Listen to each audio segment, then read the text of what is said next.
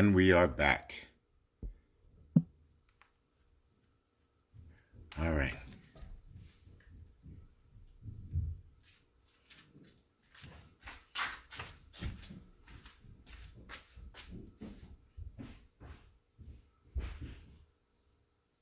Clark, your food is in the microwave.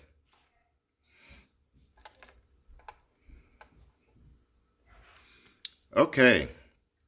So where were we leaving off? We were talking about the fact that everybody is anxious to get back uh, to where they are, and they want to open their businesses. And I get it. I just think that we've gotten to a point where we don't remember. Oh yeah, we were talking about memory.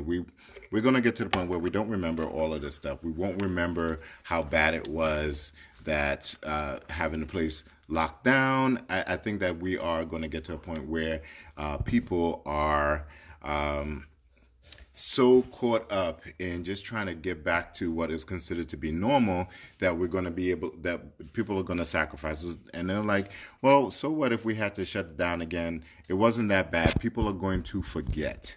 I'm really, really confident that people are going to forget what it is that we just went through, or what we actually are going through, and um, and and and think about how only themselves, right? Again, it's the immediate gratification piece. It's the immediate gratification of their needs, and trying to make sure that, oh, okay, well, I've got things done. Um, yeah, I remember what we were talking about, Johnny. We were talking about people don't remember certain things. And when it comes down to making those decisions, I think that we are such a society that doesn't that we have such a short memory span, and we don't remember things as much as we think we do, and that's the problem, right?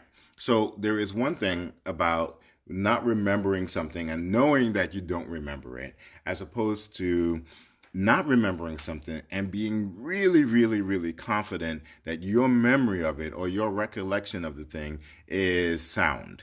And again, this is another human trait. I watch a show called Brain something or the other, which goes to show, not Brain Job, Brain something, and so one of the things that they talk about is that when you remember things, you think that that your memory is sound. You think that your memory is the be all to end all, that there is no possible way that you are misremembering this. Oh, and actually they talked about this on Malcolm Gladwell's podcast. If you ever get a chance to listen to Malcolm Gladwell's podcast on revisionist history, it is really a good podcast if you're looking for something to listen to. And so revisionist history talks about the fact that there is a portion. Yes, there is a portion of your brain that makes it feel that this is the accurate memory. And they interviewed a bunch of people. They interviewed a bunch of people who had witnessed 9/11, and they interviewed them 5 years later and then 10 years later. And what they found, and they had them write down what their memory was. And so 10 years later, they asked them how they remembered 9/11. And they then went back to the description of what they remembered, and what they wrote down 5 years earlier, and it didn't match, right? And so the 10-year self, the 10-year version of the self was like, I don't understand what this is. I don't know how I could have written this down. This is how it happened, and it is. And it's a human trait where you believe that your memory is infallible when in fact it is faulty. Your memory is completely faulty. There is very little things that you remember that are point for point for point, right? And that are accurate to the point where you can recollect everything that actually happened. But we believe that it's infallible. And when we get challenged on that memory, it sometimes it's sometimes jarring. And so now we have video, and a lot of people videotape stuff, and you have a lot of places that you can go back and jog your memory. But for those things where you don't have a video representation of what you experience, it's really, really tough. And so all of this is to say that we don't remember crap, and the way we remember it is infallible. And so, people are counting on the fact that we will not remember that a few weeks ago we were worried about murder hornets. People will not remember. People are counting on the fact that we will not remember that we still don't have Trump's taxes. People will not remember all of these things, and people are counting on that. And so again, we have to make a really concerted effort to make sure that we figure out what is important for us to keep in our memory and to keep at the forefront of what we're doing, and then put those things that are just simply not going to affect us to the side. For instance, like murder hornets, if you read up on them, weren't going to make it to. Wow. Governor Cuomo just announced that New York businesses will be allowed to refuse entry to anybody not wearing a mask. He just signed an executive order. I mean, that's where we're at, right? Because if you don't want to wear a mask, you're endangering people, because you don't know whether or not you have the virus. So you don't know whether or not you're spreading to anybody. And to take that precaution, you want to be able to safeguard the rest of but we're so selfish. People are so selfish. People are like, why do I have to wear a mask? It doesn't affect me. I don't feel bad. Well, you will walk in and spray the virus over somebody who will then take it to their grandmother, and their grandmother will die. Right? And so you don't see that, but we're part of a whole human collective, and we need to take care of each other. And this is just another example of the fact that you have to have an executive order to tell people that they need to wear masks in a time like this. And again, it's, we're back to the whole thing where we wear seatbelts in cars, although I do remember where people were fighting against wearing seatbelts in cars because it was uncomfortable and it wrinkled my shirt and all the rest of that stuff. Right. And then we also have to wear helmets when riding bicycles, and people don't do that either. People fight against that, but it's all in them. And these are things that affect people directly, right? So a seatbelt doesn't help the person the person outside of the car. The seatbelt helps you.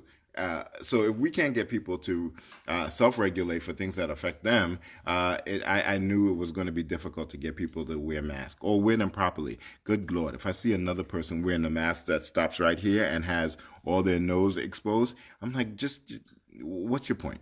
You got the mask on anyway. Just cover your nose, right? And I don't understand how this is a huge imposition. But again, Americans are resistant to anything that changes their normal day-to-day stuff, and they find that change in their routine as an affront to who they are as a person, and it is bananas. It is absolutely crazy. So. One of the other piece that I'm going to deal with briefly, because if I talk about it for any length of period of time, I'm going to end up just like pulling my hair out, and I actually have hair to pull out nowadays, right? Yes, thank you, Peanut Gallery. Hush. All right.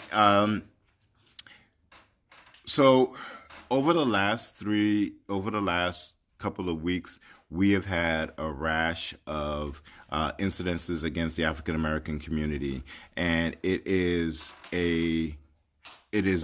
one of the most disturbing things.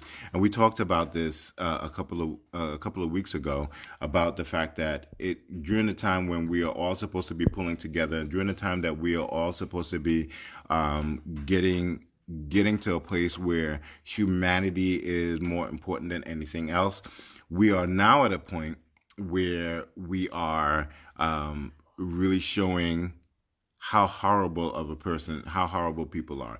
So at the time we were talking about the young man that was jogging and got killed and was murdered. Got killed is too passive of a term. It was murdered.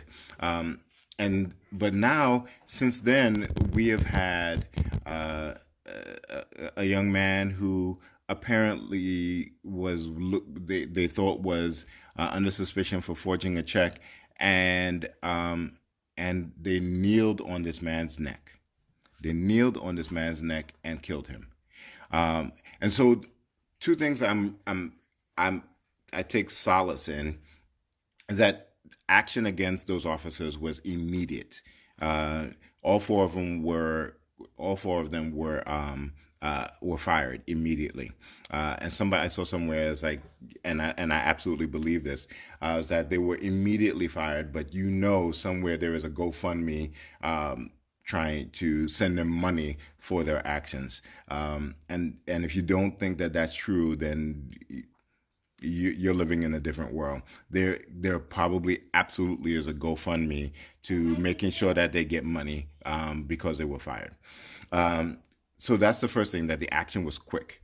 The other piece that I am really impressed about is that a couple of years ago in Minneapolis, they passed a law that if you are a police officer that witnesses brutality happening and you don't do anything about it, you are just as liable and just as culpable as the person who is inflicting the brutality. Which is why the three officers who were not involved in actually physically harming this man were fired as well, because they saw this man with his knee on this man's neck for 7 minutes and did nothing.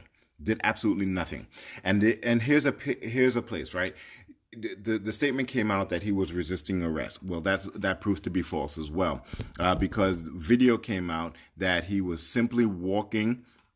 He was already in handcuffs, and they walked him to the car.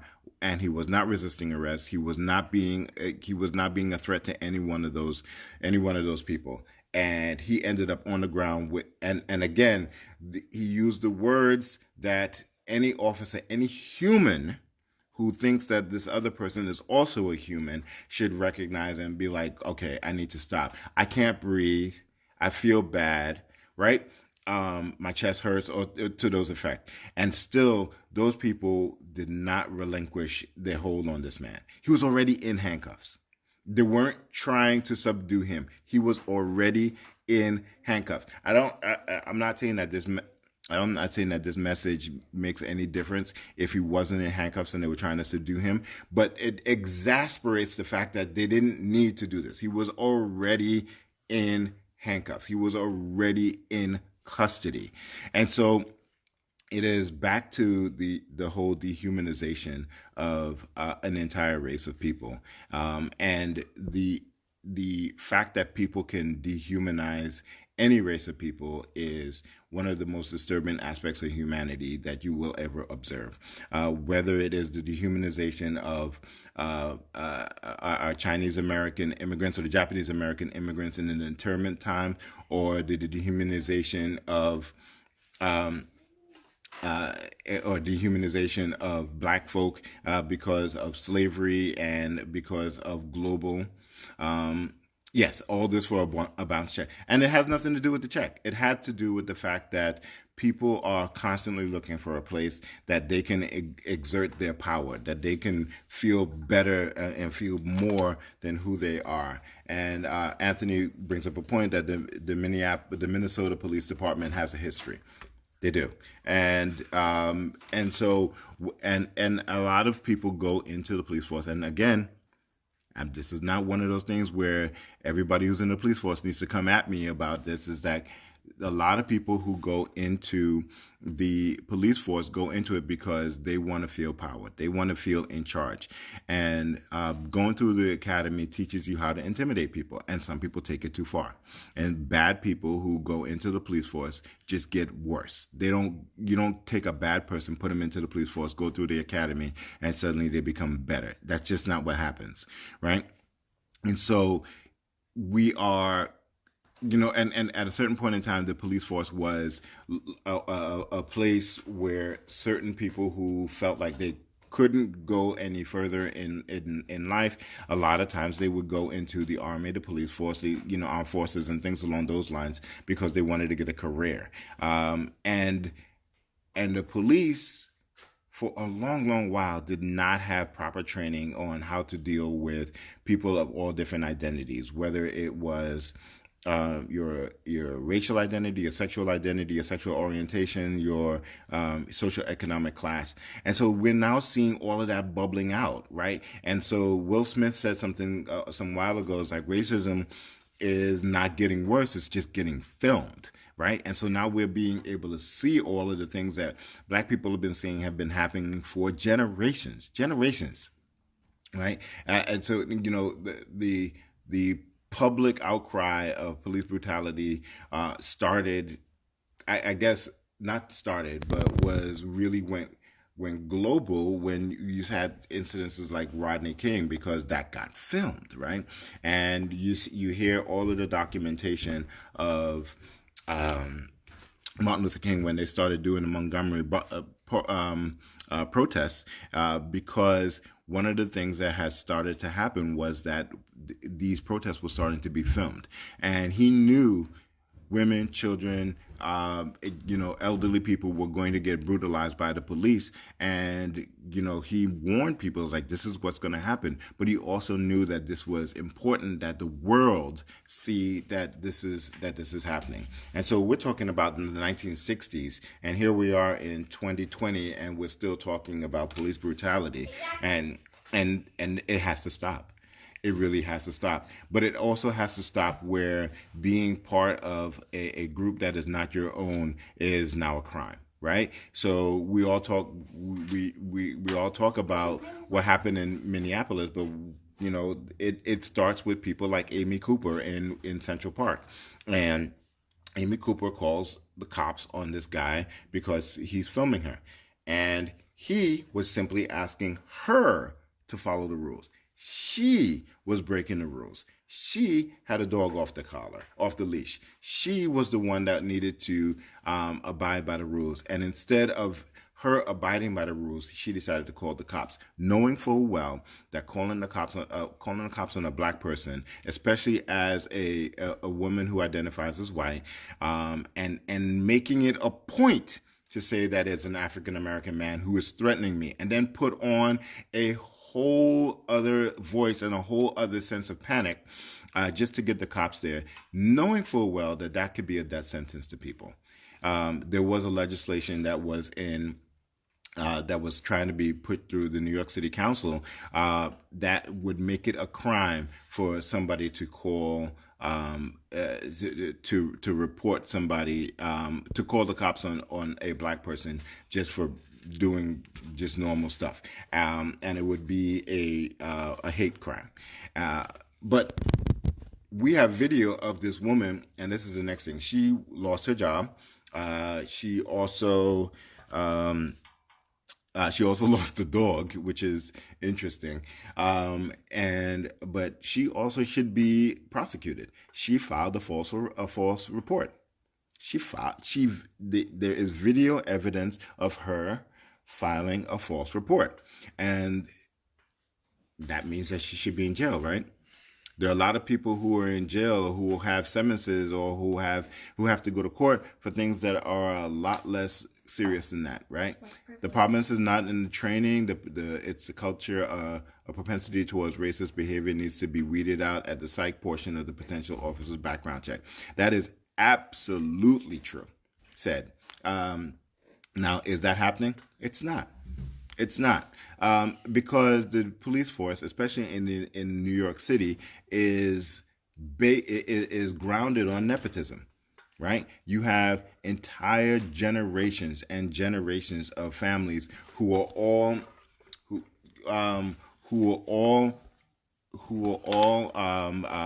part of the police force and part of the fire department and stuff like that, and this is the family business, right? Being in the police force is the family business, and so yes, there is absolutely a psych evaluation that should be enacted in order to get to that level. Nobody should get a gun before they go through a psych panel, right? But that's just not what's happening, right? And it's not, well, not.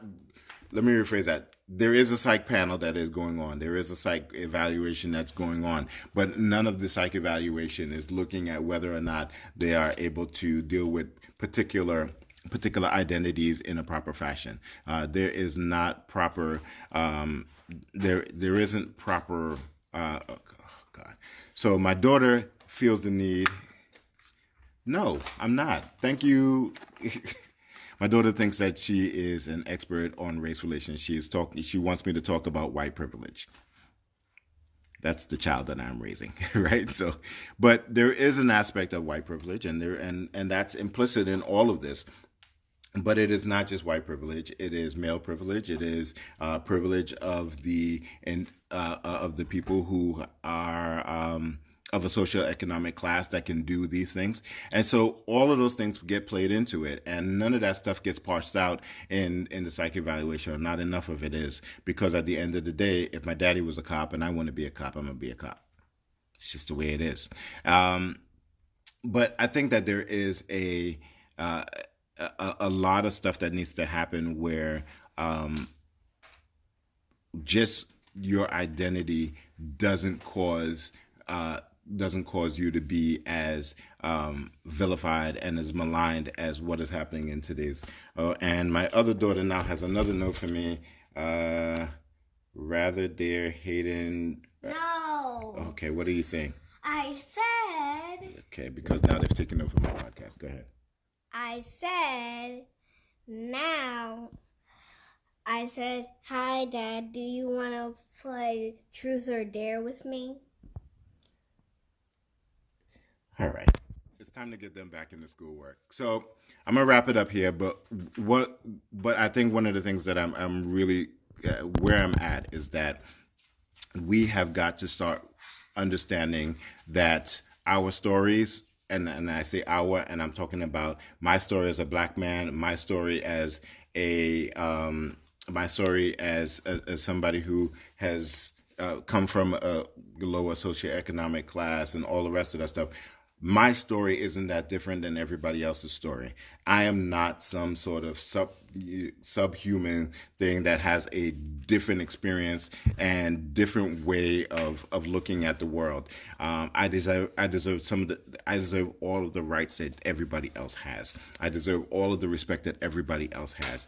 And we come from a societal history, and we come from a society that made it so that people believe that statement is not true. When we start talking about, we started this country as 3/5 of a man, and people are people are still believing that that's still true, even though they don't verbalize it. It is actually true. When we start looking at the earning capacity of African American people, or we start looking at the earning capacity of women, or we start looking at the higher rate of murders of transsexual people and transgender people, all of those are aspects of people believe that once you are not part of the majority identity, you don't deserve or don't have the same amount of rights. And that's just exactly the opposite way of where we need to be in this society. And until we get to the point where having an identity is not a death sentence, we are going to continue to see these. And part of it is getting out and vote. Part of it is getting out and making sure that certain aspects of our community are properly trained, i.e., the police force, the army, people who carry guns are not looking at certain identities as automatic criminals. And I walk in fear for my life every single day. I do. Not recently, because I haven't left my home, but even with that, there were people who were sitting in their home and people broke into their home and killed them, right? And so my whole thing is that as soon as I walk out this door, I know that people might think that I'm a criminal, right? I think that people may think that I am somebody who is somebody who is going to cause them harm, and I haven't done anything to them except be black, and there's a problem with that. And until Black folk are able to walk the streets of America and not have those fears, we're going to continue to have these conversations. And it has to start somewhere, and today might be the day. All right, let me go take care of these kids. I will catch up with you guys later. that's Hayden's hand, and here comes crime. Here comes Clark's hand, because you know, y'all need to come get these kids. Love y'all. Peace.